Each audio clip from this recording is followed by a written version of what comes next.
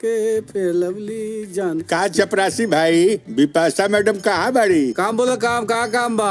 हमरा ओरहन देवे के बाटे, हमार भांजा बिगड़ जाता। भांजा ना, तू बिगड़ जाता तू। हम? हाँ। अरे मर्द तो सब जब जानते बाड़, आए तो तनी हमरे कपरेट कर ना। दिल के मामला बा, दिल के। हमार भाई नु तो बैठ के माछी मारो तार माछी आ जाई हन। बाप रे बाप, बहुत गर्मी बाटे दादा, कुछ लौकतो नहीं खे। जय भगवान। हाँ हाँ ठीक बा।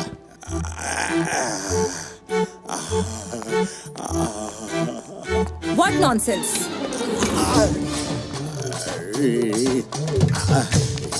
क्या कर रहे हो? क्या कर रहे हो आप? पकड़ रहा हूँ, पकड़ लिया।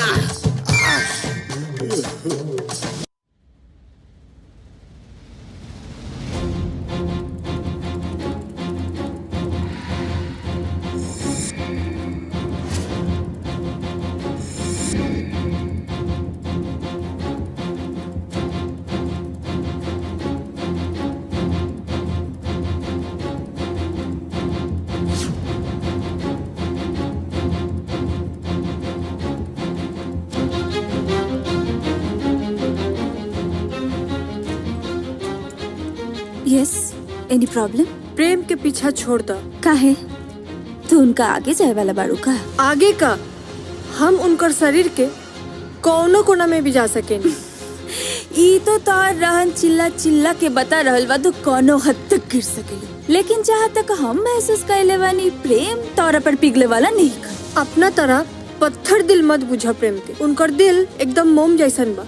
एक बार जवानी के आग लगाए तो पिघल के पानी हो जाई हम। काहे कि हम उनका से प्यार करेनी। लेकिन उनका दिल में सिर्फ हम बच। एक दिन निकाल के फेंक दिहन तह के।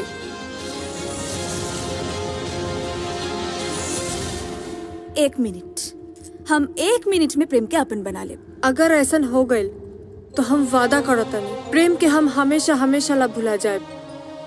ता तू भुलाएला तैयार हो जा।